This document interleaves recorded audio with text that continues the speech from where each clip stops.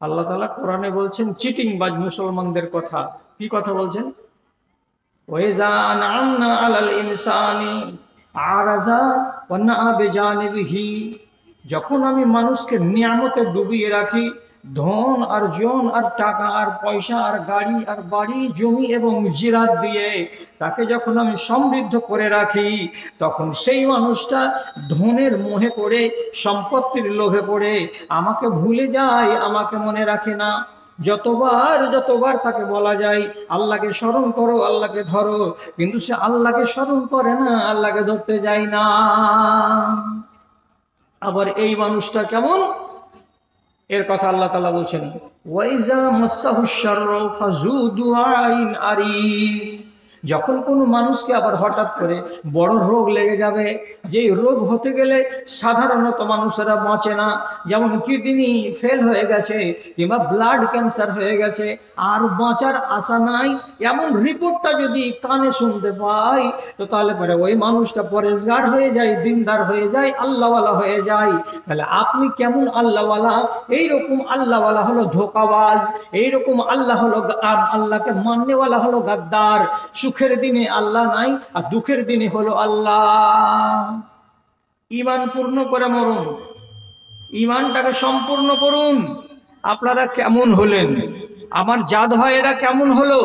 ধর্মের কথা শোনানোর পরেও তাকে সোজা পথে আনতে পারি না। আল্লাহকে বলে ভয় নেই, কবরকে বলে ভয় নেই, হাসরকে বলে ভয় নেই। অথচ আপনারা আমার ভুল ধরিয়েন না, আমি আপনাদের অনুরোধ করে বলছি এবং দলিল সম্মতভাবে বলছি, ইবলিস শয়তান পাকামি করে, শয়তানি করে বেড়ায় দিন আর রাত। ইবলিসের সিএল নাই, ইবলিসের ছুটি ছাটা নাই। ওর সারা মাস ডিউটি, ওর সারা বছর ডিউটি, ওর পূজা পার্বণের কালে যে আরাম আছে আরাম নাই, সব সময় মানুষকে গুমরাহ করতেই আছে। একগুলো শয়তানের বাচ্চা, মিয়া বিবি শুয়ে আছে, ছোট্ট একটা কথা নিয়ে দুজনের ভিতরে ঝগড়া লাগিয়ে দিয়ে মজা মারছে, আর কোঠার উপরে বসে বসে শুনছে আর দেখছে। আমিনা বলছে এই কথা, আর আমিনার স্বামী রেজাউল বলছে আর এক কথা, আর দুজনে ঠকামকি করে আমিনা উত্তর দিকে মুখ ঘুরিয়ে নিল, আর রেজাউল্লাহ দক্ষিণ দিকে মুখ ঘুরিয়ে নিল, আর দুজনের দিকে আর কাছাকাছি হয়ে আসে না, মুখ ফুলিয়ে দিয়ে এও ব্যাঁ হয়ে আছে, এও ব্যাঁ হয়ে আছে। সারা রাত কেটে গেল। কামিয়াব ইবলিস শয়তান ওর ডিউটি লাগিয়েছিল মিয়া বিবির পিছনে ঝগড়া লাগাতে। এগুলো এক ডিউটি। একগুলো ইবলিশের বাচ্চা করে কি অজু ভুল করাবার জন্য, অজু করতে যেমনি বসবেন তখন আপনার পিছে লাগবে, কোনো গল্প স্মরণ করিয়ে দেবে, দেওয়ার পরে বলবে ডাইন হাত দুবার ধুলু না একবার ধুলু, হে মশা করেছি না করিনি, হে আর একবার মনে মনে বলে না মশা তো করে দিয়েছি, পাটা ধুয়ে নি। উঁচুতে ভুল করাবে। একগুলো ইবলিশের বাচ্চা নমাজে ভুল করাবে। একগুলো ইবলিশের বাচ্চা ফজরের বেলায় আপনাকে জাগতে দেবে না, আপনার পিঠের কাছে পিঠ নেড়ে নেড়ে থাপড়ে থাপড়ে গীত শুনিয়ে শুনিয়ে বলবে নিনজা বাবারে আরো 8 ঘন্টা দেরি আছে, নিনজা বাবারে আরো 8 ঘন্টা আজান হতে দেরি আছে, করে আপনার বরবাদ করবে। তাহলে ইবলিশের ডিউটি 12 মাস লাগাই আছে। অথচ এই ইবলিশ শয়তান সম্বন্ধে কোরআন মাজিদে 2 জায়গাতে পাওয়া যাচ্ছে ইবলিশ শয়তান নিজে বলছে, নিজে বলছে, নিজে বলছে। কি বলছে? এক জায়গাতে বলছে ইন্নী আখাফুল্লাহ রাব্বুল আলামিন। একটা মানুষকে যে বলে উফর, এই মানুষ তুমি এই মন্দ কাজটা করো, যখন মানুষকে ফুসলে একটা মন্দ কাজ করিয়ে দেয়, মানুষটা যেমনি মন্দ কাজটা করে নেয়, তখন সে নিজেকে বলে আমাকে দোষ দিও না যে আমি করালাম, আমার দোষ দিও না যে আমি করিয়ে দিয়েছি। তুমি এই অন্যায়টা করলে তোমার দায় তোমার ঘাড়ের উপরে রইল, আমার উপরে দায় চাপাতে যাবে না। কেন চাপাতে যাব না? তো ইবলিস বলছে ইন্নী আখাফুল্লাহ রাব্বুল আলামিন, আমি আল্লাহ রব্বুল আলামিনকে বলে ভয় করি, আমার মনের ভেতরে ভয় আছে। আরেক জায়গায় কোরআন মাজিদে লেখা আছে কি, বদর যুদ্ধের দিন ইবলিশ শয়তান মানুষের আকৃতি নিয়ে খাড়া হয়েছিল দুশমনদের দলে, আর দুশমনদের দলে দাঁড়িয়ে বলেছিল যে আমি তোমাদের সহযোগী, আমি তোমাদের সাথে আছি, তোমরা যুদ্ধ করো, তোমরা জিতবে। এই বলে খুব সাহস দিচ্ছিল কাদেরকে? তো কুরাইশের লোকেদেরকে। যখন দেখলো আসমানের দিক থেকে জিবরিল এবং ফরিস্তা নাজিল হচ্ছে, কোথায়? তো বদরের প্রান্তরে। কেন নাজিল হচ্ছে? তো মুসলমানদের সাহায্য করার জন্য। তো ইবলিস শয়তান ফেরেশতাদেরকে নিচে নামতে যখন দেখে নিয়েছে, তখন মাঠ ছেড়ে পালিয়ে যাচ্ছে, মাঠ ছেড়ে চলে যাচ্ছে। লোকেরা বলল, হাগো ভাই, এতক্ষণ ধরে তুমি বলছিলে যে আমি আছি, তোমরা চালিয়ে যাও, আমি তোমাদের সাথ দেব, সঙ্গ দেব বলছিলা, আর এখন যুদ্ধের মাঠ ছেড়ে তুমি চলে যাচ্ছ, তার মানেটা কি?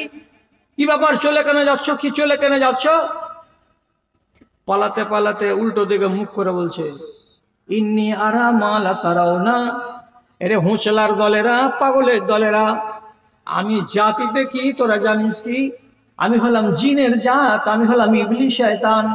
আমি মালায়েকাকে চিনি, মালায়েকা যখন নাজিল হয় তখন আমি দেখতে পাই। তো আমি যা দেখতে পাচ্ছি তোমরা তা দেখতে পাও না।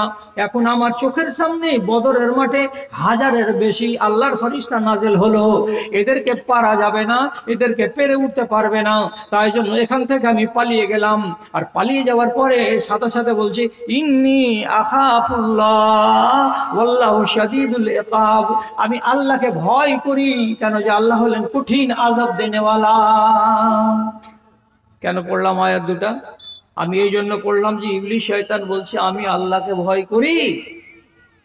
আচ্ছা, আপনি এই আয়াত দুটা থেকে যদি একটু জ্ঞান করেন যে ইবলিস শয়তান যদি আল্লাহকে বলে ভয় করে, তো আপনাকে আল্লাহকে বলে ভয় করতে হবে না? হবে না?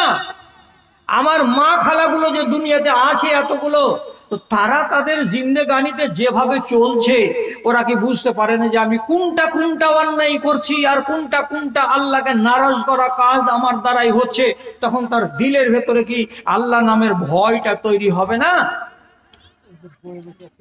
ভয়টা কবে হবে? ভয়টা কবে হবে? আপনার জানে ভয় নেই, আপনি মন্দ কাজ করেই চলে যাচ্ছেন। তো বলছি যে মুলি সাহেব, তোমরা বছরে একবার করে আসবা, আর আসার পরে মেয়ে ছেলেকে আর আমাদেরকে ওয়াজ করে দিবা, আর ওয়াজ করে দিতে গেলে আমাদের সংশোধন হয়ে যাবে, আমরা নিজেদেরকে সংশোধন করে নেব। তো এর আগের বছরও তো ওয়াজ হয়েছে, তার আগের বছরও তো ওয়াজ হয়েছে, তো আপনাদের ভেতরে সংশোধনটা কেন দেখতে পাই না? কেমন? আপনাকে সংশোধন দেখতে না পাওয়ার মানে কি বললাম? আপনাকে উদাহরণ দিয়ে বলছি। একদিন রাসূলুল্লাহ উম্মে সালমার বাড়িতে ছিলেন, এটা তার এক বিবি। উম্মে সালমার বাড়িতে রাত কাটিয়েছেন। রাত কাটিয়ে যখন সকাল হলো, তো দেখা যাচ্ছে রাসূলুল্লাহর চোখ দুটো লাল লাল। মানুষ জেগে থাকলে রাতের বেলায় চোখ লাল হয় না? চোখ লাল হয়ে যায়। রাসূলুল্লাহর চোখ দুটো লাল দেখতে পেয়ে উম্মে সালমা রাদিয়াল্লাহু তাআলা আনহা জিজ্ঞেস করে বলছেন নিজের স্বামী রাসূলুল্লাহকে, কি বলছেন? আরে কাল্লাইলাতা ইয়া রাসূলুল্লাহ, হে আল্লাহ পাকের রাসূল, আপনি আজকে রাত জেগেছেন মনে হয়, রাতের বেলায় ঘুম হয়নি মনে হয়। আপনি কেন জাগলেন? কিসের জন্য আপনার ঘুম এলো না? আপনার চোখ দুটো লাল লাল কেন হয়ে আছে? যখন বিবি এমন কথাটা বললেন, তখন আল্লাহর নবী জবাব দিয়ে বলছেন নিজের স্ত্রীকে, হ্যাঁ বিবি, আমি রাতের বেলায় আজকে জেগেছি, আমার সারা রাত ঘুম হয়নি, আর ঘুম না হওয়ার কারণে আমার চোখ দুটো লাল হয়ে আছে। কেন ঘুমাইনি? কেন ঘুমাইনি? তো রাসূলুল্লাহ বলছেন, ইন্নী ওয়াজাদতু আলা ফিরাশি তামারাতান। আমি রাতের বেলায় যখন এখানে ঘুমাতে আসি, তখন আমার বিছানের উপরে একটা খেজুরের দানা পেয়েছিলাম, একটা খেজুরের দানা পেয়েছিলাম, খেজুর পেয়েছিলাম। আমি খেজুরটাকে নিলাম, আর নেওয়ার পরে ফেলে দিয়ে বিচিটাকে ফেলে দিয়ে মুখে ফেলে দিয়ে চিবিয়ে আমি খেয়ে নিলাম।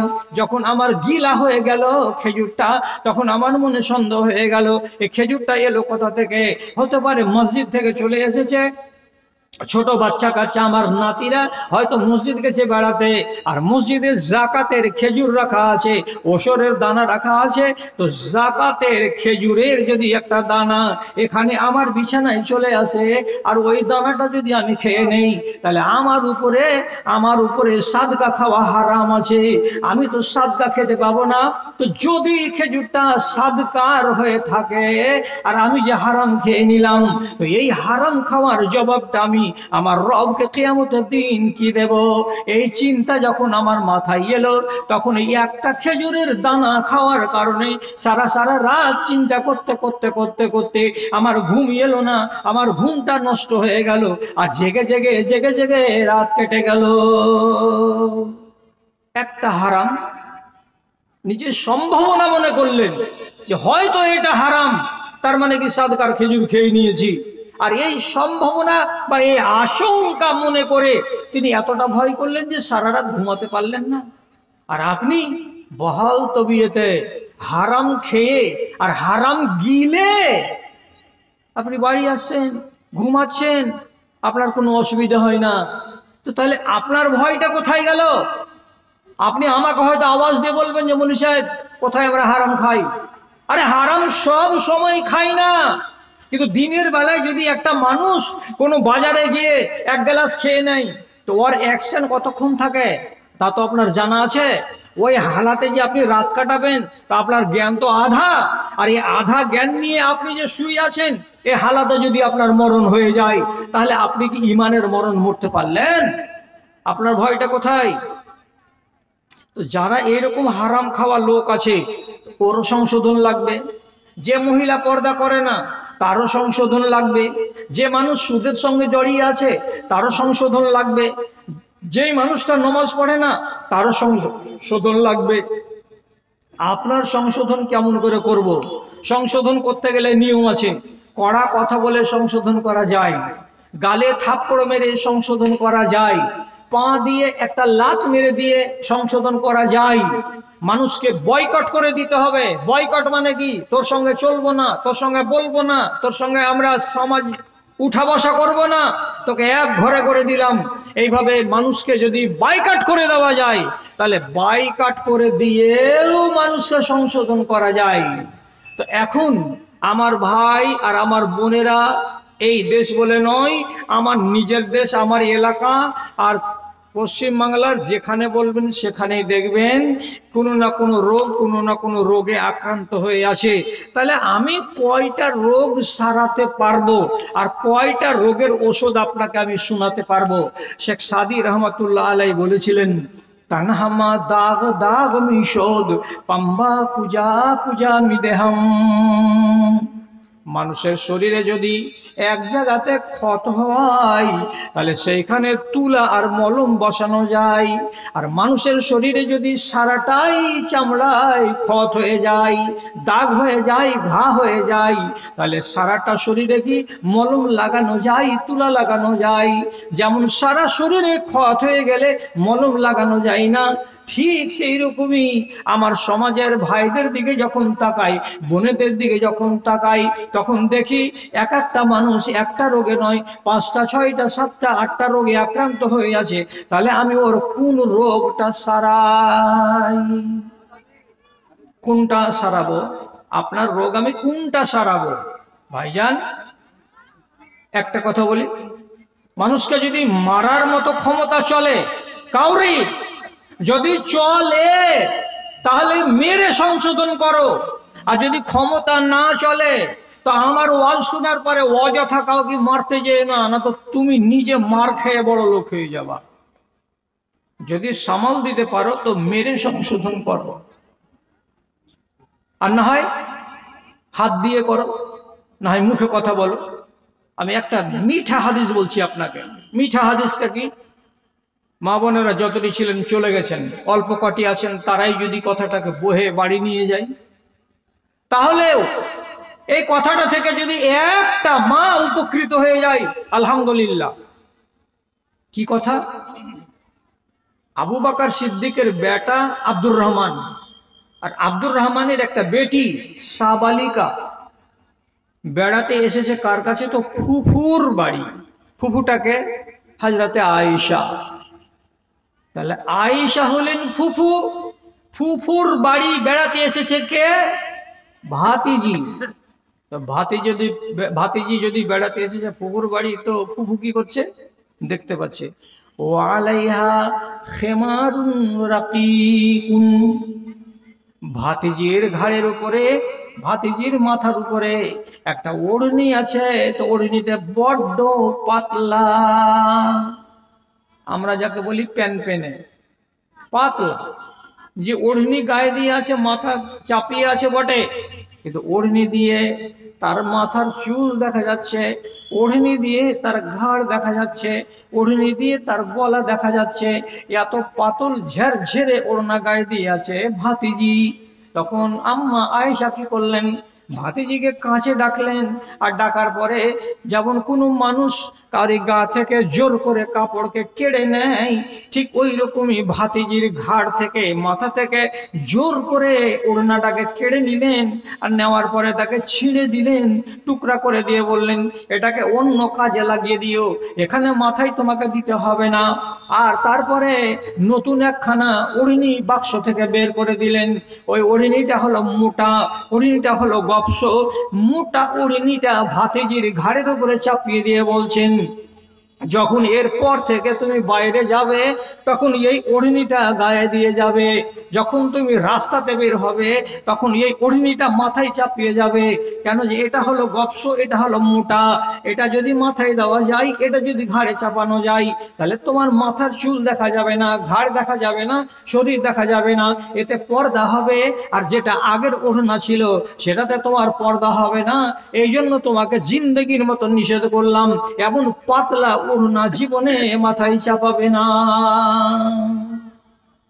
এবার রোগ কয়টা? তো দুটা। কি রোগ? আমাদের এই দেশে যতগুলো মহিলা স্কুলে লেখাপড়া করে তারা মাথায় কাপড় দেয় না, মোটেই দেয় না। আচ্ছা, আমাদের এই সমাজে কিছু কিছু মেয়ে ছেলে মাথায় ওড়নি দেয় বটে, কিন্তু ওড়নিটা মন মতো দেয় না, গলায় মাফলার পেঁচানোর মতো করে পেঁচিয়ে দেয়। এই একটা রোগ। এখন এদের সংশোধন করলেন মা আয়েশা কেমন করে, ওই ওড়নিটাকে ঘাড় থেকে টেনে ছিঁড়ে ফেলে দিলেন, নামিয়ে দিলেন, আর একটা ওড়নি তার ঘাড়ের উপরে চাপিয়ে দিলেন। তাহলে আমি কি এবার থেকে যত জালসাতে যাব ব্যাগে করে 20 খান ওড়না নিয়ে যাব, মোটা মোটা ওড়না, গপস গপস ওড়না, আর নিয়ে গিয়ে আমি মহিলাদের মাঝে দেখব কোন মহিলা তার মাথার উপরে ঘাড়ের উপরে পাতলা ওড়নি চাপিয়ে আছে, ওর ওড়নিটাকে টেনে দিব, আর টেনে ওটাকে ফেলে দিব, আর ফেলে দেওয়ার পরে নতুন ওড়নি ওর মাথার উপরে আমি চাপিয়ে দিব সংশোধন করার জন্য। তো তাহলে কি আমার এটা দায়িত্ব যে এইভাবে তুমি দায়িত্ব পালন করো? না, আমার কাজ হচ্ছে বলে দেওয়া, আর আপনাদের কাজ হচ্ছে এটা প্রথমে মাথায় তুলে নেওয়া, আর মাথায় তুলে নেওয়ার পরে সেই সাথে সাথে সেটাকে আবার মেনে নেওয়া। কেন? হযরত আয়েশা থেকে বর্ণিত হয়েছে একটি হাদিস, হাদিসটার প্রতি সম্মান যোগান। তাতে বলা হয়েছে কি, নি'মা নিসাউল মুহাজিরিন। মা আয়েশা বলছেন মুহাজিরিনদের মেয়েগুলো কত ভালো গো, কত ভালো গো, মুহাজিরিনদের বেটিগুলো কত ভালো গো, কত ভালো গো। কেন? আল্লাহ রাব্বুল আলামিন কোরআন মাজিদের একটা আয়াত নাযিল করলেন একদিন। কি আয়াতটা? ওয়ান ইউলকিনা মিন জালাবিবিহিন্না আলা জুয়ুবিহিন্না। হে নারীরা, তোমরা বাইরে বেরোবে তখন তোমাদের বড় চাদরগুলোকে গলায় পেঁচিয়ে রেখে দিও না, মাথা পর্যন্ত রেখে দিও না, তোমরা চাদরটাকে নিজের সামনের দিকে সিনার উপরে ঝুলাও, বুকের উপরে ঝুলিয়ে রাখো, বুকটাকে ঢেকে রাখো, বুকটাকে খোলা রাখতে যাবে না। এই আয়াতটি যখন নাজিল হলো তখন মসজিদের ভেতরে যত মুহাজিরিনদের বেটিরা ছিল এরা তখন করলো কি, সাথে সাথে নিজেদের চওড়া চওড়া ওড়নাগুলোকে ফেড়ে দুখান করে নিল, একটা অংশ দিয়ে নিজের মাথাটাকে মজবুত করে বেঁধে নিল যাতে তাদের চুল দেখা না যায়, তাদের মাথা দেখা না যায়, আর আরেকটা অংশটা তারা ঘাড়ের উপরে চাপালো যাতে করে তাদের সিনাটা খালি না পড়ে যায়। মসজিদের ভেতরে সাথে সাথে আয়াত নাজিল হওয়ার পরে তারা মেনে দেখালো, তারা করে দেখালো। এই জিনিসটা যে ভালো ব্যবহার আর ভালো আচরণ, এই কথাটাকে সাপোর্ট করতে গিয়ে মা আয়েশা কথাটা বলেছেন, নি'মা নিসাউল মুহাজিরিন, মুহাজিরিনদের বেটিগুলো কত ভালো মানুষ গো, এরা কথা মানছে, এরা কথা মানছে। এ কথাটা কার? তো আল্লাহ এবং আল্লাহর রাসূলের। আচ্ছা, আজকে যদি এই যে 150টা মা বোন বসে আছে, একে আমি একটা কথা বলি। কি কথা? একটা হাদিস আছে। হাদিসটা কি? হাদিসটা লেখা আছে, এই কথাটা সহি কথা, একবারে সহি কথা। তোমাদের এই হাত দুখানা যদি এমন একটা কাদাতে ডুবে যায়, যেই কাদাতে শুয়ার শুয়েছিল, নাপাক শুয়োর, সেই শুয়ারের ডুবে থাকা কাদাগুলো তোমার হাতে যদি লেগে যায়, তো এই হাতে শুয়োরের গায়ে মাখানো নাপাক মাটিগুলো যদি লেগে যায় তাহলেও এটা ভালো, কিন্তু তোমার এই পাক হাতখানা যেন কোনো আজনাবি পুরুষ লোকেরা গায়ে না লেগে যায়। আজনাবি পুরুষের গায়ে লেগে যাওয়া কত সাংঘাতিক, কাদা মাখানো শুয়োরের গায়ে হাত লেগে যাওয়াটা আমি ভালো করে জানি। শুয়োরের গায়ে যদি হাত লাগে তো হাত নাপাক হয়ে যায়, না ধুতে গেলে পাক হয় না। তো নবীজি বলছেন শুয়োরের গায়ের কাঁচা কাঁচা এই কাদাগুলোতে যদি তোমার হাত লেগে যায় তো এটাও ভালো মনে করিও, কিন্তু তোমার হাতখানা যেন কোনো আজনাবি বেটা ছেলের গায়ে না লেগে যায়। যদি আজনাবি বেটা ছেলের গায়ে লাগে তো তাহলে এটা তোমার জন্য সাংঘাতিক অপরাধ হবে, এটা তোমার জন্য কঠিন কথা হয়ে যাবে। কেন? যে তুমি আল্লাহর আইনকে উল্লঙ্ঘন করেছো, আল্লাহর আইনকে তুমি পুরো আঙুল দেখিয়েছো। শুয়োরের গায়ে হাত লাগা ভালো, তো কোনো অচেনা বেটা ছেলের শরীরে হাত লাগানো জায়েজ নয়। তাহলে এই গ্রামে যারা হয়তো লেখাপড়া করছে, যে মহিলা সে হয়তো মানে আর মেনে চলে, আর যারা যারা হয়তো মাদ্রাসায় লেখাপড়া করে না তারা তো শরীয়তকে বুড়ো আঙুল দেখায়। প্রতিবেশীর বাড়িতে যদি বিয়ে লাগে, সর্দারের বাড়িতে যদি বিয়ে লাগে, থুবড়া খাওয়াতে গিয়ে সেদিনই বসে গেল গিদের মজলিসে, আর বসে গিয়ে জওয়ান ছেলের পিঠে হলুদ লাগিয়ে অন্যান্যরা যেমন হাত নাড়ছে আর পিঠ নাড়ছে আর মাথা নাড়ছে, তেমনি এও নাড়ানাড়ি শুরু করে দিল, হাতে হলুদ নিয়ে মাখামাখি শুরু করে দিল। আল্লাহর কসম খেয়ে বলছি, আল্লাহর কসম খেয়ে বলছি, এই হাতখানা কোনো বেগানা পুরুষের গায়ে তোমার লাগানোর চাইতে কোনো একটা শুয়োরের গায়ে লাগাও, সেটাও ভালো, কিন্তু এই কাজ করতে যেও না। মানবে? কেউ মানবে? আমি যদি এই মজলিসের সমস্ত লোক চলে গেছেন, এই কটা লোককে আমি বলি, ভাই আমার, ভাই দাদা আমার, খবরদার হারাম জিনিস মুখে তুলিয়েন না। হারাম অনেক রকমের আছে, বিড়িও হারাম, হৈনিও হারাম, গুলো হারাম, তাম্বাকু হারাম, ডিলাস দিয়ে পান খাওয়া হারাম, মদ খাওয়াও হারাম। এগুলো সব হারামের মধ্যে পড়ে। কোনোটা এ ক্যাটাগরির হারাম, কোনোটা বি ক্যাটাগরির হারাম, কোনোটা হয়তো সি ক্যাটাগরির হারাম, কোনোটা জঘন্যতম হারাম। মোট কথা এগুলো কিন্তু জায়েজ জিনিস নয়। মদ খাওয়া হলো কঠিন হারাম, আর জর্দা ফর্দা আবি ঝাবি এগুলো খাওয়া, এগুলো হারাম, কিন্তু অত কঠিন দরের হারাম নয়, কিন্তু না জায়েজ। এগুলো খাওয়া ঠিক নয়। কার? মুসলমানদের। আপনি কি আমার কথাটা শুনবেন? আপনি কি আমার কথাটা মেনে নিবেন? আপনাকে কতটা সতর্ক হওয়া দরকার আছে। একদম সহি হাদিস বলছি। 2.5 থেকে 3 বছর বয়সের নাতি, নাম হলো হুসাইন, হাসান আর হুসাইন। রাসূলুল্লাহর বাড়ি আর রাসূলুল্লাহর মসজিদ লাগালাগি। রাসূল একদিন দিনের বেলায় দেখছেন তার নাতি মসজিদে খেলছে, ঘুর ঘুর করে দৌড়াদৌড়ি করছে, আর ওর মুখের ভিতরে যদি দেখছেন তো একটা খেজুরের বড় দানা, একটা বড় খেজুর মুখের ভিতরে ভরে নিয়ে ছেলেটা আস্তে আস্তে করে চিবাচ্ছে, আর ওকে খুব ভালো লাগছে। খেজুর তো খাওয়ারই জিনিস, মুখে পুরে নিয়েছে, আর বাচ্চা ছেলে হযরত হুসাইন এটাকে চাবাচ্ছে মুখে পুরে। রাসূলুল্লাহ দৌড়ে এলেন, আর দৌড়ে এসে সাথে সাথে কি করলেন, এমনি করে নিজের শাহাদাতের আঙুলটাকে 2.5 বছর 3 বছরের বালকের মুখের ভিতরে ভরে দিলেন জোর করে। আর দেওয়ার পরে বলছেন, কিখ ফাইন্নাহু মিনাস সাদাকাতে। ভাইজি, দাদুজি, নানুজি, নিজের নাতিকে আদর করে বলছেন, কলসাতে হাত দিয়ে চিবিয়ে দেওয়া দানাটাকে রাসূলুল্লাহ টেনে বার করলেন, করে জমিনে ফেলে দিলেন। আর ফেলে দেওয়ার পরে ছেলেটার দিকে তাকিয়ে বলছেন, নানু গো, দাদু গো, এই জিনিসটা তোমার খাওয়া উচিত নয়। কেন? যে দানাটা হারাম, খেজুরটা হলো হালাল, এই ফলটা হারাম নয়, কিন্তু এটা হলো সাদকার। মসজিদের কোণাতে যে রাখা আছে খেজুরগুলো, এগুলো হলো সাদকার খেজুর, আর সাদকার খেজুর আমার জন্য, আমার পরিবারের জন্য হালাল নয়। আর তুমি এই হারাম জিনিসটাকে মুখে করে আছো, আর আমি নানা হয়ে দেখতে পাবো, এটা সম্ভব নয়, এটা করতে দেওয়া যাবে না। এই জন্য রাসূলুল্লাহ করলেন কি, তার মুখের ভিতরে আঙুল ভরে দিয়ে খেজুরটাকে টেনে বার করে দিলেন। আর দেওয়ার পরে নিজের নাতিকে ঘাড় নেড়ে নেড়ে তাসাল্লি দিয়ে বললেন, হারাম জিনিস খেও না ভাই, হারাম জিনিস খেও না। এখন ওয়াজ করি বলে আমি খাট্টা খেয়েছি।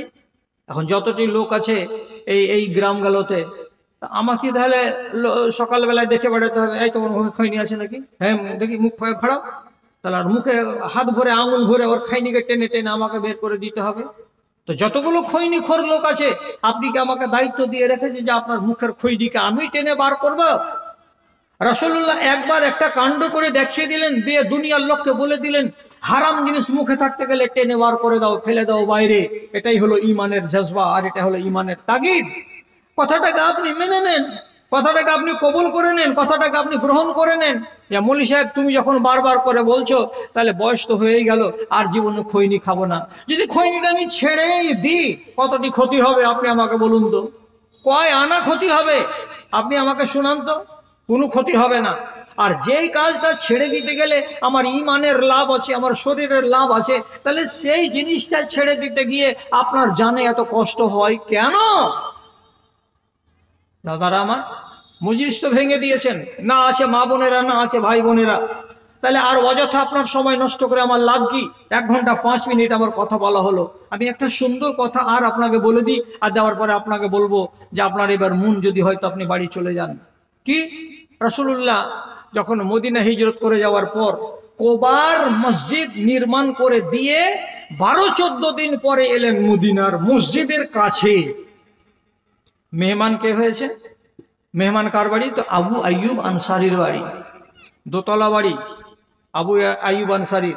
তো আবু আনসারী রসুলকে বলছেন, আল্লাহ রসুল আপনি উপর তলাতে থাকুন, আমরা নিচু তলাতে থাকবো। কেন? যে কখনো লোটাঘটির পানি যদি গড়ে যায়, পড়ে যায়, আর আপনি নিচে আরাম করবেন, আপনার গায়ে পড়ে, আপনার বিছানে পড়ে, তো আপনার জানে কষ্ট হবে। আপনি আমার মেহমান, আপনাকে আমি কষ্ট দেব না। রাসূলুল্লাহ বললেন, না ভাই, না না না না না, এটা কাজ করিও না, আমি নিচু তলাতে থাকবো। শত শত লোক আসবে, আমার সাথে মুলাকাত করবে, আমার সঙ্গে দেখা করবে। তো এতগুলো লোক চড়ে উপরে যাবে, আবার নিচে নেমে আসবে, এত ঝামেলা করার চাইতে আমি নিচু তলাতে থাকবো, আর আমি লোকের সঙ্গে দেখা করব, কথা বলবো, এখানে আমি থাকি। ঘন্টাখানিক, একদিন একবেলা পর খানা এলো। আবু আইয়ুব আনসারীর বাড়িওয়ালি তৈরি করে দিয়েছে খানা। এই খানাটিকে নিয়ে আসছে প্লেটে করে, নিয়ে এসে রাসূলুল্লাহ বসে আছেন নিচু তলাতে, তার সামনে রেখে দেওয়া হলো। আবু আইয়ুব আনসারী মেজবান, উনি এবার মিঠা সুরে বলছেন, রাসূলুল্লাহ আপনার জন্য যা আমি পেরেছি সেই খানা তৈরি করেছি, আপনি দয়া করে খানাটা খেয়ে নিন। রাসূল খাবার নিয়াত করে খানার গোড়াতে এসে বসলেন। তো খানাটাকে এমনি করে হাত দিয়ে যদি দেখছেন, তো এর ভেতরে কাঁচা পেঁয়াজ লাগানো আছে, কাটা আছে, কাঁচা রসুন আছে, খানার ভেতরে জায়গায় জায়গায় লেগে লেগে। রাসূলুল্লাহ প্লেটটাকে সরিয়ে দিলেন, সরিয়ে দূরে করে দিলেন। আবু আইয়ুব আনসারী একটু পরে এসে দেখে বলছেন, আপনি খানা খাননি? না, খানা খাইনি। খানা খাবেন না? না, খানা খাবো না। তো কেন খাবেন না? তখন রাসূলুল্লাহ ছোট্ট করে জবাব দিয়ে বলছেন, ফাইন্নি উনাজি মান লা তুনাজি, ফাইন্নি উনাজি মান লা তুনাজি, আমি এমন একটা সত্তার সঙ্গে কথা বলি যার সঙ্গে তুমি কথা বলো না। আমি এমন একটা সত্তার সঙ্গে মত বিনিময় করি কাছাকাছি, তুমি তার সঙ্গে করো না। এর মানে কি আমার কাছে আছে জিবরিল আলাইহিস সালাম, তিনি এত নাজুক যে জিবরিল আলাইহিস সালাম বড্ড নাজুক। তার জন্য আমি যদি এই জিনিসটা খাই আর খাওয়ার পরে আমার মুখ দিয়ে কাঁচা কাঁচা পেঁয়াজের গন্ধ বেরোয়, কাঁচা কাঁচা রসুনের গন্ধ বেরোয়, তাহলে জিবরিল আলাইহিস সালামকে ভালো লাগবে না, সহ্য করতে পারবে না, তার জানে কষ্ট হবে। এই জন্য আমি জিবরিলকে কষ্ট দেব বলে তোমার এই জিনিসগুলো খাবো না, বরং আমি জীবনে কোনোদিন কাঁচা পেঁয়াজ এবং কাঁচা রসুন খাই না, এটা আমি নিজের উপরে নিষেধ করে রেখেছি। সুতরাং এই খানা আমি আর খেতে পারবো না। সরিয়ে দিলেন খানা তো সরে গেল। ওই জায়গাতে আবু আইয়ুব আনসারী রাসূলুল্লাহর সামনে বলছেন, ইনি ওহাররেমু মা তুহাররেমু, আল্লাহ রসুল আপনি যে জিনিসটাকে নিজের উপরে হারাম করে রেখেছেন, আমি আপনার ভালোবাসায়, আমি আপনার মুহাব্বাতে পড়ে ওই জিনিসটাকে আমিও হারাম করে নিলাম। আপনি যেমন নিজের উপরে হারাম করে রেখেছেন কাঁচা পেঁয়াজ এবং রসুন কখনো খান না, তেমনি আমি কসম খেয়ে বলছি আগামী জীবনে যতদিন বাঁচব, জীবনে কোনোদিন কাঁচা পেঁয়াজ এবং কাঁচা রসুন আমি মুখে লাগাবো না। রসুলকে ভালোবাসার নিদর্শন কি দিয়ে দিলেন? আপনি এই জিনিস পছন্দ করেন না, তো আমি এই জিনিস পছন্দ করি না, এটারই নাম হলো মুহাব্বত, এটারই নাম হলো রসুল্লাহর ফরমানকে মেনে নেওয়া, ইতাআত থেকে কবুল করে নেওয়া। তিনার কি অসুবিধা ছিল? আবু আইয়ুব আনসারী কি জিবরিলের সঙ্গে কথা বলেন?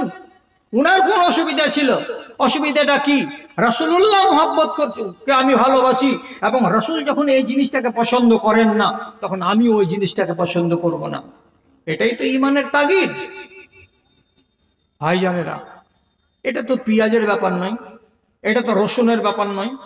এই জিনিসগুলো হলো অত্যন্ত নোংরা জিনিস, অত্যন্ত বাজে জিনিস, যে জিনিসগুলো আপনারা মাঝে মাঝে সেবন করে থাকেন।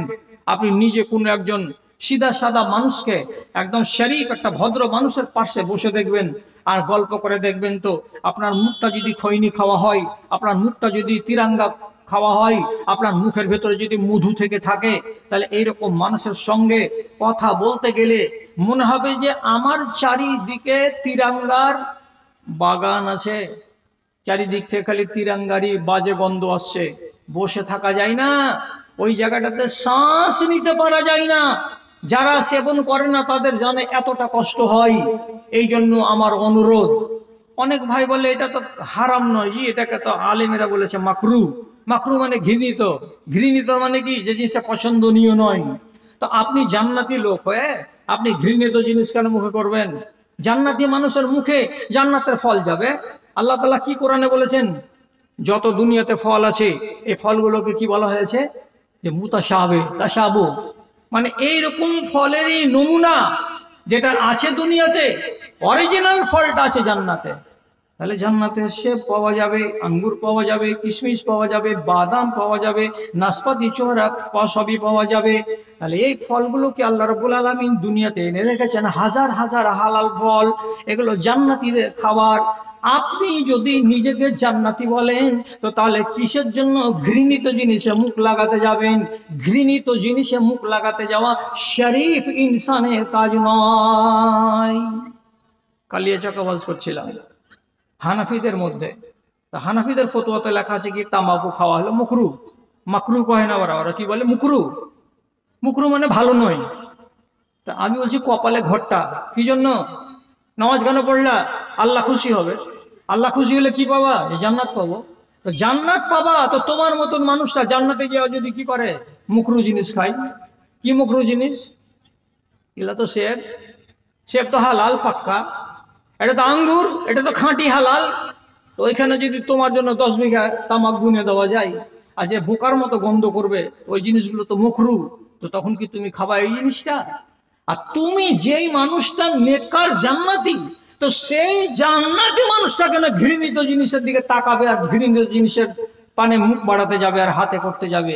তুমি শরীফ, তোমার হাতে থাকবে পাক জিনিস, তুমি হলে জান্নাতি, তোমার হাতে থাকবে জান্নাতি ফলের নমুনা, যেগুলোকে আল্লাহ রাব্বুল আলামিন হালাল করেছেন আমার জন্য আর আপনার জন্য, সেগুলো জিনিস খেয়ে খেয়ে বাঁচেন। আপনি হারামে যাবেন কেন? হারামে যাওয়াটা নিশ্চিত জানতে হবে, এটা মানুষের নেচার। এটা হলো মানুষের ফিতরাত। যে মানুষ হারাম সেবন করে জানতে হবে ওর ইমানের ভিতরে গন্দেগি আছে, মানুষের ইমান পরিষ্কার নয়, ইমানের ভেতরে নোংরামি আছে, ইমানের ভেতরে গন্ধ আছে, ইমানটা পরিষ্কার নয়। আপনাকে জোড়হাত করে বলবো, অনুরোধ করে বলবো, আর মা বোনেদেরকেও বলবো, ইমানকে গন্দা করে, ইমানকে নোংরা করে কবরে যাবেন না। ইমানটা যদি ছোট হয়, সাইজে আকারে কম হয় হোক, কিন্তু ইমানের গায়ে যেন ধাপ্পা না লাগে, ইমানের গায়ে যেন কোনো দাগ না থাকে, ইমানটা পরিষ্কার হয়ে থাকতে হবে। এগুলো হাই কোয়ালিটির ইমান আছে, আর এগুলো লো কোয়ালিটির ইমান আছে। জীবনে কোনো মানুষ আবু বকরের ইমানের কম্পিটিশন করতে পারবে না, জীবনে কোনো মানুষ উমরের মতো ইমানদার হতে পারবে না। আমিও পারবো না, জানি এ কথাটা, কিন্তু এইটুকু তো পারবো যে যতক্ষণ বেঁচে আছি আমি জীবনে হারামে মুখ লাগাতে যাব না, আমি জীবনে হারাম জিনিস সেবন করতে যাব না, আমি জীবনে হারাম জিনিস গায়ে চাপাতে যাব না, হারাম জিনিস পছন্দনীয় নয়। আল্লাহ রাব্বুল আলামিন আমার যতগুলো ভাই এখানে আপনারা এতক্ষণ ধরে সে মাগরিব থেকে এসে বয়ানগুলোকে শুনলেন, এক এক এক এক করে, আপনাদের এই বয়ানগুলো যেন কাজে আসে, এটা আল্লাহর কাছে দোয়া করব। আর আপনিও আল্লাহ রাব্বুল আলামিনের কাছে দোয়া করবেন। যদি সবারই জানা থাকে তো খুবই ভালো, আর যদি সবারই জানা না থাকে তাহলে একটা কথা বলছি, যদি মুখস্থ করে নিতে পারেন মাওলানা সাহেবের কাছ থেকে এসে তো বড় ভালো হয়। মক্তবের মৌলভী সাহেব কিংবা মাদ্রাসার মৌলভী সাহেবকে এসে বলবেন, মৌলভী সাহেব দুদিন দোয়াটা আমাকে বলো তো, এই দোয়াটা দুদিন বললে আপনি শিখে নেবেন। কি দোয়াটা? আল্লাহুম্মা ইন্নী আসআলুকা মিন ফি'লাল খায়রাতে ওয়া তারকাল মুনকারাতে ওয়া হুব্বাল মাসাকিন। এর মানেটা কি? আল্লাহ আমি তোমার কাছে ক্ষমতা চাইছি, আল্লাহ আমি তোমার কাছে মুরুদ চাইছি। কিসের? ফি'লাল খায়রাতে, আমি যেন ভালো কাজ করতে পারি, আমার দ্বারা যেন ভালো ভালো কাজ হয়, সে সুমতি তুমি আমাকে দান করো। আর কি? তারকাল মুনকারাতে, আমার দ্বারা যেন একটা মুনকার কাজ না হয়, আমার দ্বারা যেন একটা ঘৃণিত কাজ না হয়, এই জন্য তোমার কাছে আমি ক্ষমতা চাইছি। আর তারপরে আর কি? হুব্বাল মাসাকিন, আয় আল্লাহ আমি যেন গরিব দুঃখীদেরকে দেখে হেট ফেট না করি, গরিব দেখতে গেলে আমার যেন নাক উপরে উঠে না যায়, আমি যেন কাউকে ঘৃণা না করি, গরিব দেখতে গেলে যেন তার প্রতি আমার মায়া বেড়ে যায়, তার প্রতি যেন মহব্বত বেড়ে যায়। তিনটি কথা বলে আল্লাহ রাব্বুল আলামিনের নবী আল্লাহর কাছে দোয়া করতেন। আপনাকে জ্ঞান দেওয়ার জন্য বলছি, এইটা অন্তত আল্লাহর কাছে দোয়া করেন। আল্লাহুম্মা ইন্নী আসআলুকা মিন ফি'লাল খায়রাত, হে আল্লাহ আমাকে ভালো কাজ করার সুমতি দাও, আমার দ্বারা যেন ভালো ভালো কাজগুলো হয়। তারকাল মুনকারাত, মুনকারকে যেন ছেড়ে দিই, এটা আল্লাহ তুমি আমাকে তৌফিক দাও। তো যদি আল্লাহর দয়া আপনার উপরে হয়ে যায়, তাহলে আপনি কত কত মুনকার কাজ করছেন, এগুলো ছাড়া পড়ে যাবে। আর কত কত আপনার দ্বারাই জঘন্য অপরাধ হয়ে যাচ্ছে, অপরাধগুলো হয়তো আর আপনার দ্বারাতে হবে না ইনশাআল্লাহ। আর যে কাজ আজ পর্যন্ত করতে পারেননি, সে কাজ আল্লাহ তাআলা আপনাকে করার হয়তো সুমতি দিয়ে দেবেন। যেমন যেমন একটা লোক ফজরের নামাজ পড়লো, পড়ার পরে ওই জায়গা তার উঠে এলো না, বসে থাকলো, জিকির করতে করতে করতে করতে সূর্য উঠে গেল। সূর্য যেমনি উঠে গেল, দেখলো হ্যাঁ সূর্য উঠে গেছে, 2 রাকাত নামাজ পড়লো, আর 2 রাকাত নামাজ পড়ে নিয়ে তারপরে একটু সামান্য জিকির করে আবার বাড়ি চলে আসছে। রাসূলুল্লাহ বলছেন, একটা ভালো কাজ করে নিয়েছো তুমি, ফজরের নামাজ পড়ার পরে বসে জিকির করে সূর্য উঠার পরে 2 রাকাত নামাজ পড়লে, এই ভালো কাজটা, তো তোমাকে কি সব দেবো, কি স্বভাব দেবো? তো রাসূলুল্লাহ বলছেন, ফালাহু আজরু হাজ্জাতিন তাম্মাতিন তাম্মা, এই মানুষটাকে আল্লাহ রাব্বুল আলামিন বলছেন তোমাকে একটা হজের সমান আর তোমাকে একটা উমরার সমান পূর্ণ পূর্ণ পূর্ণ নেকি দেওয়া হয়। একটা ভালো কাজ করে নিলেন। আপনি দোয়া করেছিলেন কি বলে? যে আল্লাহ আমাকে দ্বারাই ভালো কাজ করাও। মা বোনেরা নফল রোজা বেশি করে, বেটা ছেলেরা নফল রোজা করে না। এখানে কয়টা লোক আছে যে যারা আশুরা রোজা করেছে? এখানে কয়টা লোক আছে যে আরাফার রোজা করেছে? অথচ মা বোনেদের ভেতরে দেখবেন শতকরা 80টাই মেয়ে ছেলে পেলে নফল রোজা খুব করে। আশুরার রোজা 2টা ওরা করবেই করবে, আরাফার রোজা ওরা 2টা করবে, একটা করবেই করবে। রমজানের রোজা করার পরে শাওয়াল মাসের 6টা রোজা ওরা, অনেক পরেশগার মেয়ে ছেলে আছে, ওরা জীবনে কোনোদিন ছাড়ে না। তো যদি কোনো একটা নারী বলে, আল্লাহ তোমার কাছে দোয়া করছি আমার দ্বারা একটা ভালো কাজ করিয়ে নাও, একটা ভালো কাজ করিয়ে নাও। তো ওকে কি জ্ঞান দিব আমি? ওকে জ্ঞান দিচ্ছে এই কথাটা বলে, কি বলে? রাসূলুল্লাহ বলছেন প্রত্যেক চাঁদের 13, 14, 15, 13, 14, 15 এই 3 তারিখকে বলা হয় বীজ। এই 3টা তারিখে তুমি যদি নফল রোজা বানাও তাহলে আল্লাহ রাব্বুল আলামিনের কাছে তুমি এত প্রিয় হবে, তুমি এত প্রিয় হবে যে তোমার গায়ে, তোমার শরীরে গুনার কোনো প্রকাশ থাকবে না, তুমি পরিষ্কার হয়ে যাবে যে কোনো গুনাহ থেকে। একটা ভালো কাজ চলে এলো মাথায়। তাহলে দোয়া করলাম কি যে আল্লাহ আমাকে ভালো কাজের সুমতি দাও। তো কি ভালো কাজ দুনিয়াতে আছে সেই ভালো কাজটা আমি করব। কোন নারী যদি বলে যে আমি এতদিন জানতাম না, আমি করিনি, আমি কালকে থেকে করব, কি কাজ করব? ফজরের বেলা উঠে যত তাড়াহুড়া থাক না কেন এই দোয়াটা 4 বার পড়বে। সুবহানাল্লাহি ওয়া বিহামদিহি আদাদা খালকিহি ওয়া রিজা নাফসিহি ওয়া মিদাদা কালিমাতিহি। আপনিও পারেন, আপনিও পারবেন। দোয়া করেছিলেন আল্লাহ ভালো কাজের মুরাদ দাও। ভালো কাজ কোনটা কোনটা কোনটা খুঁজে পাই না। আজকে একটা ভালো কাজ শিখিয়ে দিলাম, কি ফজরের নামাজের পরে এইটি ওইটি যতটি দোয়া ছিল সবটি বলা হলো। বলার পরে কোনো মহিলা বা কোনো ভাই যদি নিজের মুসাল্লাতে বসে বসে এই দোয়াটাকে 4 বার পড়ে, 4 বার পড়ে, 4 বার পড়ে, তাহলে রাসূলুল্লাহ বলছেন নিজের স্ত্রী জুয়াইরিয়াকে ডেকে, আমার স্ত্রী শোনো জুয়াইরিয়া, রাত্রি 4টার সময় ফজরের নামাজ পড়ে